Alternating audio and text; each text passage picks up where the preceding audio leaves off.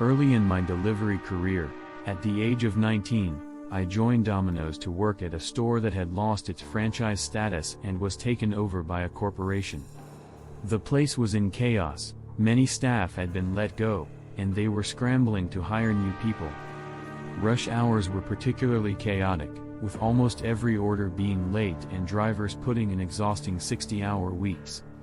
On what happened to be my last night there before transferring to a store closer to my college, the local university had just welcomed back its students, making the situation even more hectic. I found myself working from opening to closing time. During one delivery, the order was already an hour and a half late by the time I reached the customer. Despite warnings about potential delays, the situation didn't seem normal. The customer's house was dark, and upon knocking, I noticed an eerie red glow inside. The room was sparsely furnished, with only a cage housing some lizard under a heat lamp. The walls were painted red, adding to the unsettling atmosphere. The customer who greeted me matched the bizarre setting. He appeared severely drug-addled, with track marks on his arms, yellowish skin, bloodshot eyes, and unkempt hair. He had a menacing presence as he stared at me silently. When I informed him of the order's price, he erupted into a disturbing rant about being denied by X chromosomes and proceeded to lunge at me, narrowly missing my hair. Reacting swiftly, I threw the pizza in his direction and made a hasty retreat back to my car, eager to escape the unsettling encounter. My boss refused to even consider blacklisting a problematic customer, and despite my need for a break after a harrowing encounter, he insisted I take another delivery. Frustrated and fed up, I made the decision to walk out for good. This incident occurred during my time as a pizza delivery driver for a local shop near my home. One Saturday night, close to midnight, we received a call requesting 8 large pizzas to be delivered, despite our usual policy of not accepting orders after 11:30 p.m. My boss, motivated by profit, disregarded the policy and demanded the order be fulfilled. To my dismay, I was assigned the task of delivering the order, despite it being located far away and well past midnight. The long drive meant I wouldn't reach the destination until around 1 a.m. Although irritated by the late hour, I tried to stay optimistic, hoping for a generous tip considering the circumstances. After waiting for the pizzas to be prepared, I finally set off for the address. Upon arrival, I was struck by the impressive size of the house but dismayed by its neglected surroundings. Despite its grandeur, the yard was unkempt, suggesting abandonment or neglect. Perched on a hill in the middle of nowhere, the house appeared deserted, with no sign of life inside or out. It was baffling that such a remote location would order such a large quantity of pizzas, adding to the eerie atmosphere of the situation. I hesitated to leave my car but eventually mustered the courage to approach the front door, hoping to quickly complete the delivery. As I was about to ring the doorbell, I noticed a note taped to the door requesting that I enter without ringing. This raised suspicions, adding to the unease I had felt since arriving. Ignoring the note, I rang the bell and waited, but there was no response. I tried knocking and listening for any signs of activity inside, but all I heard was silence. With 8 pizzas in hand and no one answering the door, I felt stranded on the porch in the dead of night, unsure of my next move. Although tempted to return to my car and report the situation to my boss, I remembered a recent abduction in the area, making me wary of potential danger. Despite my apprehension, I hesitated to enter the house, fearing for my safety. Suddenly, a woman's voice called out from inside, urging me to come in. Though relieved to hear a voice, I remained cautious, questioning the odd circumstances.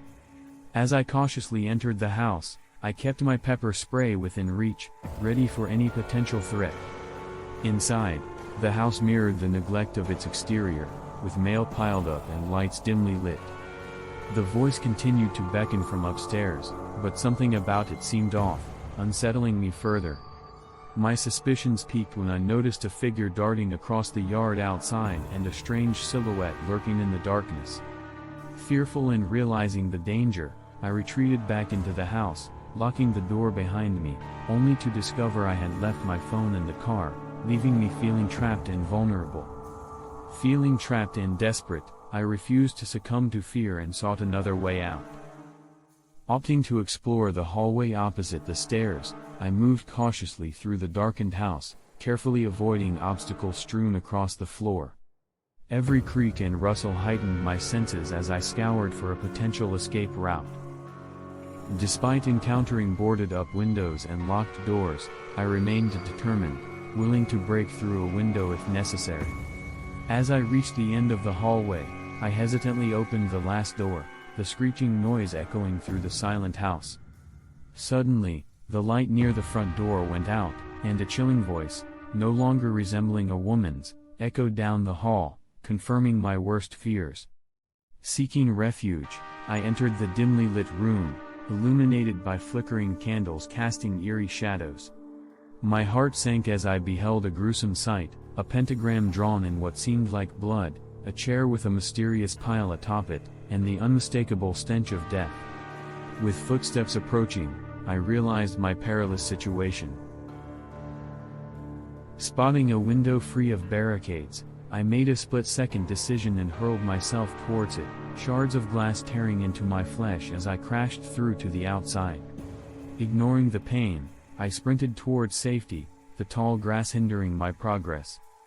Glancing back, I saw no immediate pursuit, only the figure lingering behind the shattered window, his laughter echoing across the yard, a haunting reminder of the danger narrowly escaped. I quickly jumped into my car, heart pounding, and peeled out of the driveway, narrowly avoiding a collision with a tree.